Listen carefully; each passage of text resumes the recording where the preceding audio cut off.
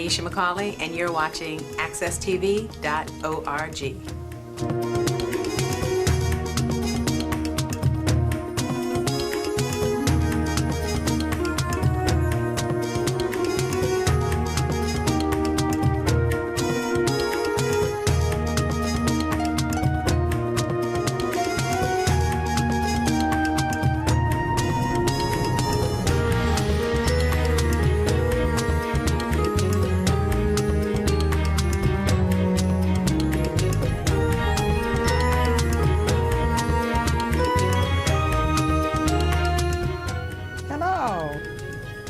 This is Cleo right again, back to tell you more stories. And to tell you about on October 4th, Deborah Pagus is going to be at Cull Books, and we'll be taping from there. And she wrote a book called 30 Days to Taming Your Tongue. And so I'm doing some stories about taming your tongue and how we talk and what kind of things we get ourselves into when we do the wrong thing. And the first, I'm thinking about stories all week, so I came up with this, with a Nancy story for you. And it's called, it's a Nancy's mother-in-law's funeral. It's a fairly popular Nancy story. You probably have heard it before. But let me just tell you about it for those who have not heard this story. Nancy's wife's mother died.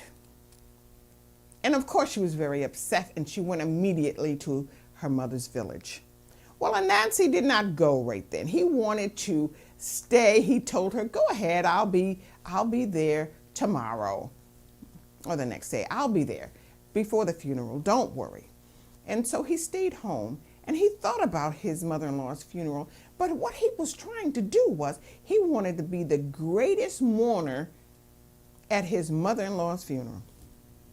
So he ate as much as he could eat, and he did all the things that he needed to do, but he made sure his belly was full. And the next day he arrived at his mother-in-law's village. And he was crying, and he was wailing. And they offered him food. He said, no food, no, I cannot eat. How can I eat at my mother-in-law's funeral? Oh my God, I loved her so much. Oh, this is terrible, terrible, terrible. And the proceedings went, and the funeral came and went, and everybody came back to like the repast, and they were talking and they were eating, and they said, Nancy, you must eat something. He said, oh, no, I can't eat. I just can't. How could we eat at my mother-in-law's funeral? This is terrible. Now, this is the second day, and everyone is saying, Nancy, eat. You cannot starve. Eat. Oh, no, I cannot.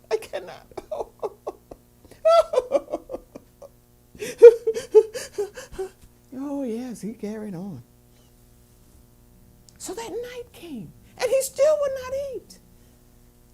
And then the next day came, and he still would not eat. I cannot eat. He was so hungry. He could smell that food. He wanted that food so bad. But oh, no. He had to be the greatest mourner at his mother-in-law's funeral. So they said, come, Nancy, we are going out. Come with us. So he said, no, I cannot go. I must stay here. I am so upset. I cannot. I don't know how you could go out. I don't know how you could eat. But he cried and he cried and he cried. And as soon as they went out, he smelt that food. Woo, was he hungry? He wanted that food. And he kept smelling it, and he kept, oh no, I cannot. I have to be the greatest mourner in all this village. So he kept smelling that food. And he waited a long time before he snuck over to the pot. And he opened the pot, and he poured himself some beans in a dish. And just as he was about to eat, The people came home. Oh my goodness, what was he to do? What was he to do? He looked and he saw a hat. Oh, and he put the beans in the hat and he put the hat on his head. Oh, and they said, Nancy, why are you dancing around like that? What are you doing? Why are you doing that?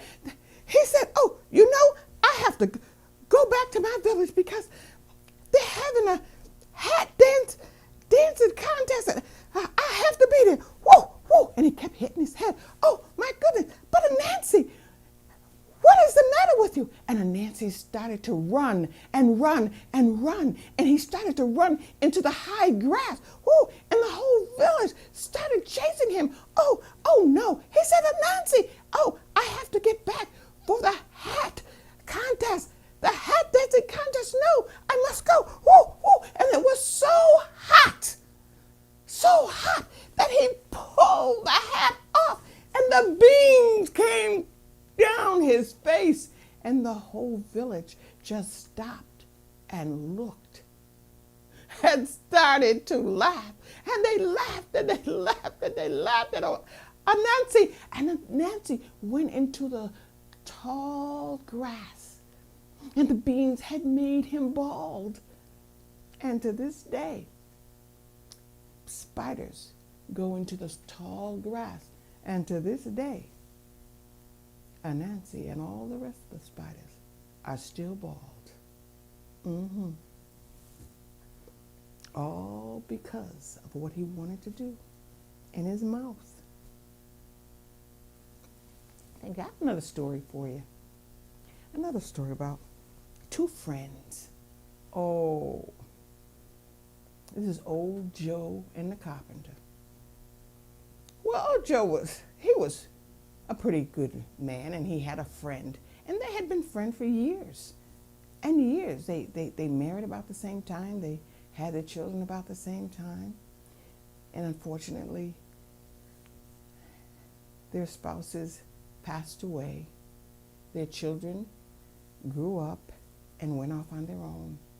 So all they had was each other and their farms. Well, one day, a very silly thing happened. It was just so simple. I don't know why it would have happened to two wonderful friends, but there was a stray calf on one of their lands. I think it was on old Joe's land. And his friend said, that's my calf. And Joe said, no, that's my calf. And they fought over this calf. And they didn't even know if it was either one of their calves. It was a stray calf. They didn't know where this calf came from, but they decided that it was theirs. It's mine. No, it's mine. And they got so mad, instead of punching each other out, what they did was they stopped talking. And they went to their farms. And they didn't talk for a long time. And Joe was sitting at his kitchen table one day, and he looked over, and he saw all this water coming down the hill between the properties. His old friend had gone up and dug down near the river, so the river flowed right between their properties. Now they could no longer even walk to each other's farms. And old Joe got so mad when he saw that.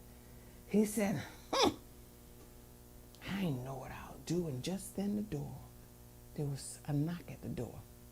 And there was a young man there, and he had a carpenter's bag with him, or box. And he said, I'm kind of hungry, and I'll work for you for a while if you give me some food. Well, old Joe didn't trust this, but his door was right next to, his table was right next to his door, so he sat down, and he had the man sat down, and he gave him something. He talked to him for a long, long time. And he got real comfortable with the man. They started laughing and swapping stories. He said, okay, you can work for me. He said, what I want you to do is I want you to build a fence so high that I can't even see that other farm. That's what I want you to do. And all you need is in the barn. I have to go to town. So old Joe locked up his house, got on his horse and buggy, and went to town. And the young man started into work. He worked from the time he got there. He kept working and working and working. And finally, he finished. It was about dusk, about to be dark. And old Joe came back. And he got off his horse and buggy and he looked. And he looked. He couldn't believe his eyes. That young man built a bridge. And when old Joe looked up, his friend was running across that bridge. And old Joe, he started into running too. And when they met, they hugged each other. They said, I'm sorry, I'm sorry, I'm sorry, I'm sorry. You could have the calf. Oh, no, it's your calf. No, it's your calf. No, it's your calf. Oh, what difference does it make? We're friends again. And they were happy. Thank you. They were happy. And Joe came down and talked to the young man. And he said, you could stay with me for a long time. As long as you want, you could stay with me. And the young man says, I would love to. But, there are a lot of bridges to be built. And he picked up his toolbox and walked down the road. Thank you. Thank you for being with me this morning. And be with me on the 4th of October when Deborah Pegues comes and teaches us how to curb our tongues in only 30 days. Thank you. You have a good day now. Take care.